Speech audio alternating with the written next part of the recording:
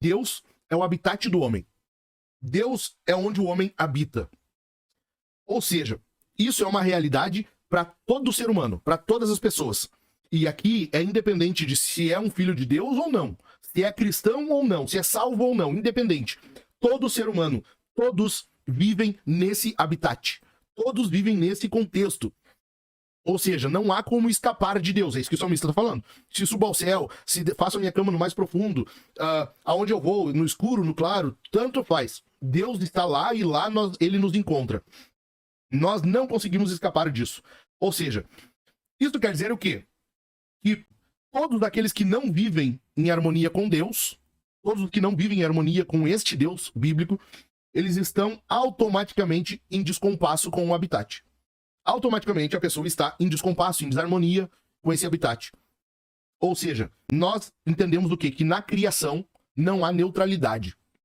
Há um salmo, se eu não me engano é o Salmo 19, que diz assim: os céus proclamam a glória de Deus e o firmamento anuncia a obra das suas mãos. Nós vamos ver que desde a criação, tudo que Deus criou, ele criou com um propósito principal. Haverão outros menores, outros secundários e por aí vai, mas há um propósito principal em tudo que Deus criou, que é o quê? A glória dele. Deus criou todas as coisas, e o homem também, porque o homem é a coroa da criação. Tudo que Deus criou foi para a sua própria glória. Logo, não há neutralidade na criação. É por isso que Paulo vai dizer que a criação hoje geme. A criação, ela geme angustiada, aguardando o dia do Senhor. Ou seja, não há neutralidade.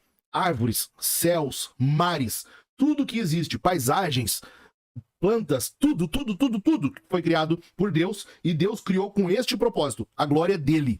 Então, a criação, ela vai, de certa medida, ela vai apontar para isso.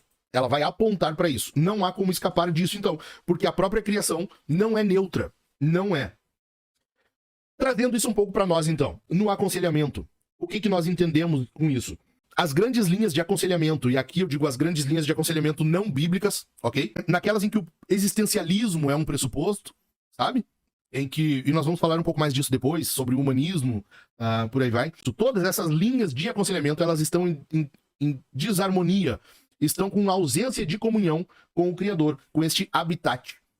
E isso gera algo nas pessoas, isso gera algo no ser humano, esse descompasso, essa alienação do habitat, gera algo muito importante que para nós vai ser essencial para entender as demais coisas. Toma nota aí. Isso no ser humano gera algo chamado angústia existencial. Angústia existencial. O ser humano, quando está em descompasso, em desarmonia com este Deus criador, com este habitat, onde a própria pessoa existe, habita, ela vive em angústia existencial. Isso quer dizer o quê? Que o problema do descrente, o problema daquela pessoa que está afastada de Deus, o problema de qualquer coisa que venha a acontecer oriunda desse contexto, ela estará em um problema que é o quê? Qual o problema disso?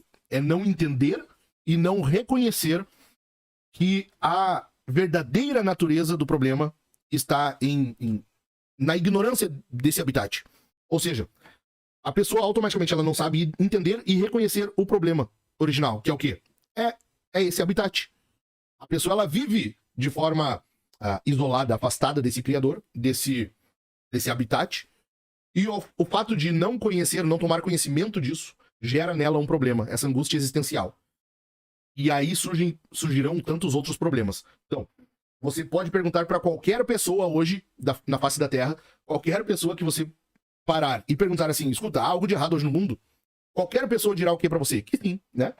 Qualquer pessoa hoje que esteja em sã consciência, ela dirá para você assim, alguma coisa não está certa. Tem algo de errado no mundo. E nós sabemos que tem. Todos sabem. A diferença é que esse contexto, essas pessoas que estão em desarmonia com o Criador, com o habitat, elas não identificam onde reside esse problema. E aí ficam perambulando. Então, tem algo de errado no mundo. Tem algo de errado não só no mundo, como na pessoa. E isso acaba gerando uma angústia existencial.